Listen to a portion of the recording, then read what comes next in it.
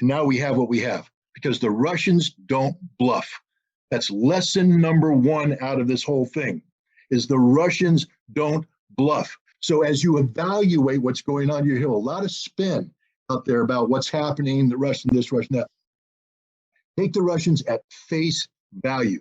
When they say they're going to do something, they're going to do something exactly the way they said they're going to do it. So that's where we are today. We have a major war ongoing in Ukraine, one that, by the way, Russia is winning decisively.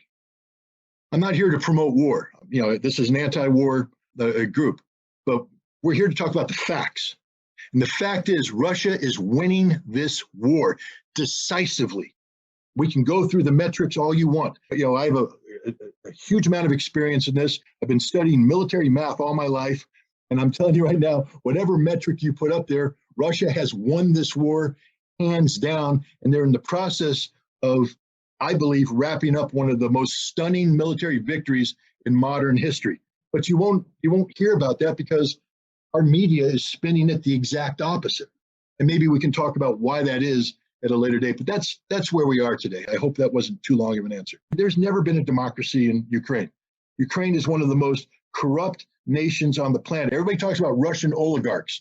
The Ukrainians have more oligarchs per capita than the Russians do, and their oligarchs actually control the politics. How did Zelensky become president?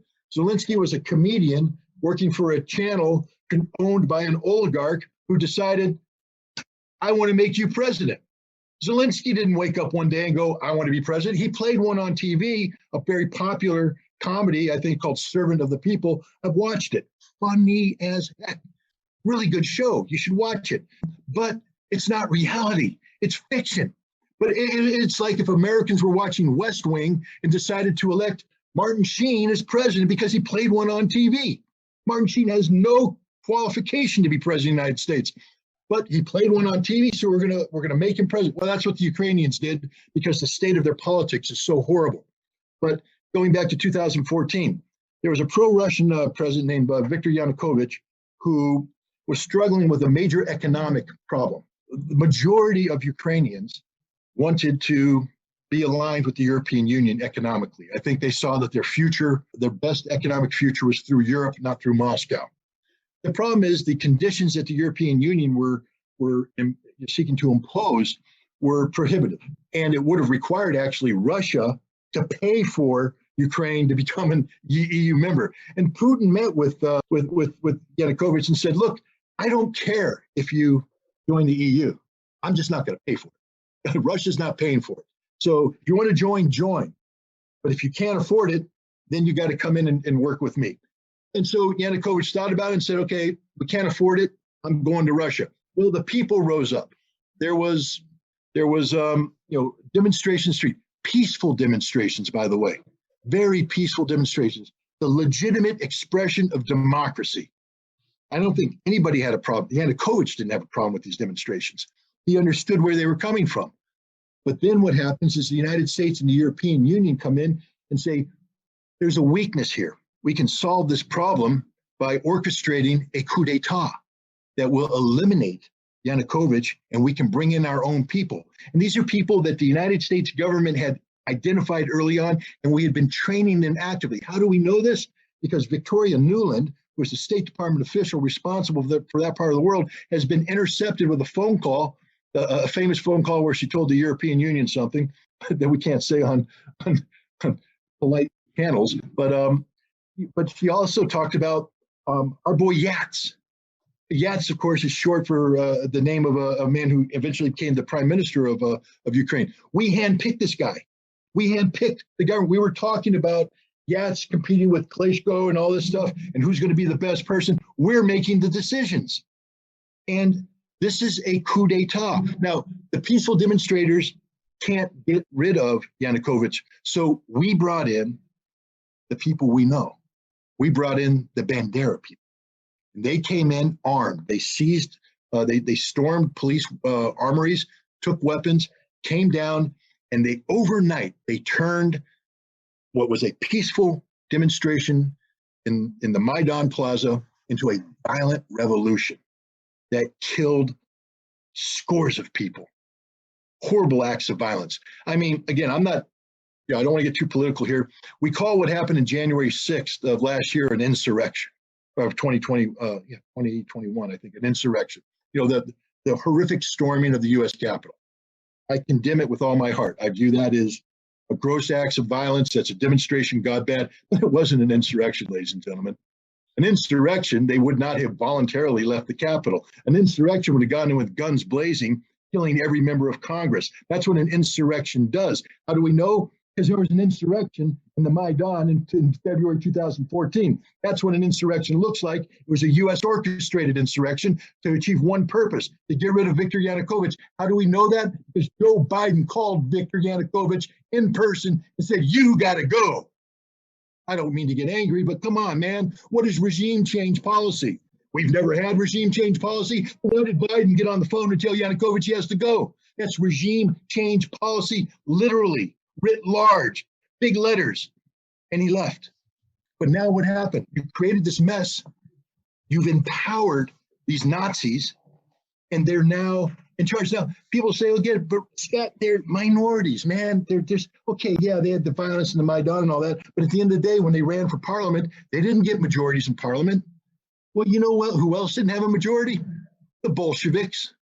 You go back and study Russian history, you got these two major elements. You got the Mensheviks, which means small, and the Bolsheviks, which means big. But the Mensheviks are actually big, and the Bolsheviks are actually small. Why did the Bolsheviks win?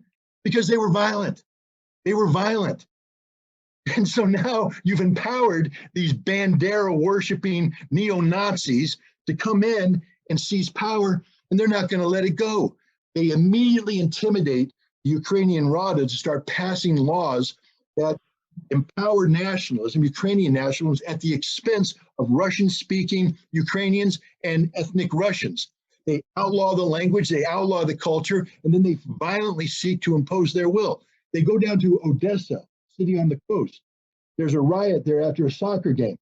They throw 150 pro-Russian demonstrators into the House of Culture, then set it on fire. Over 40 people die. The Russians are enraged. The Ukrainians start to make a move towards Crimea, and the Russian government says, not so fast. They send in the little green men, and Russia takes control of Crimea, blocking them. But where do the Nazis go from there? They head straight to the Donbass. They start assaulting the Russian population there. The Russians rose up. They declared independence. A curious fact, Vladimir Putin didn't recognize them as independent states. He rejected that. He said, no, you're part of Ukraine. We have to respect the territorial sovereignty of Ukraine, but we will support you in your effort to defend your rights. And so thus began the Ukrainian civil war in the Donbass, where the Ukrainian army, backed by these neo-Nazi military units, trying to forcefully impose themselves on a Russian population that rejects being manhandled by the Ukrainians. They form independent militias that are supported by the Russians. And now we have a war, a civil war. And it's a horrible war. It breaks down into front lines. And here's the nature of the fighting. Viktor Poroshenko, a president that came in after a series, the president before Zelensky, gave a speech. And he says, let me tell you what's going to happen. He's talking to the people of Donbass. Our kids, meaning Ukrainian kids, are going to go to kindergarten. Then they're going to go to the store, and they're going to go to the park, and they're going to have a normal life. Your kids are going to be cowering in the basements while we shell you every single day. You want to know why the Russians are mad? Because that's the life that these Russians were subjected to. 14,000 people lost their lives in the course of 8 years. Non-stop violence.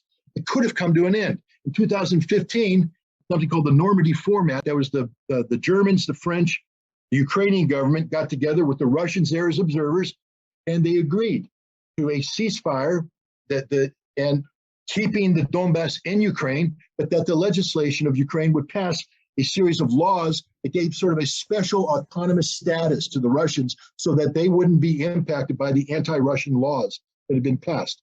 A very reasonable thing. But when Poroshenko tried to implement it, these neo-Nazis, remember this minority, told him, if you do that, we will kill you. Again, we're talking about what the definition of an insurrection is. Imagine somebody telling Joe Biden, if you sign that legislation, I'm going to kill you. the Secret Service would be all over that person. That would be the last you ever heard of him, rightfully so. But here the Nazi says, you sign it, you die. So guess what happens? He doesn't sign it. Zelensky comes in on a platform of peace, and he wants to implement Minsk. But he was told, not just told, they made a videotape of this where the guy basically says to the videotape, if he signs it, he'll be hanging by the neck until dead on some major Kiev thoroughway. And it's the truth. If Zelensky signed it, he'd be hanging by the neck until dead. Who runs Ukraine? It's not Zelensky. It's not the parliament. It's the Nazis. And if you're a Russian, and I'm going to leave it with this, because this is the emotional part. You thought losing 14,000 people was emotional? I'm going to give you what emotional is. Emotional is losing 23 to 32 million people in a war against Nazi Germany. That is what defines Russia today.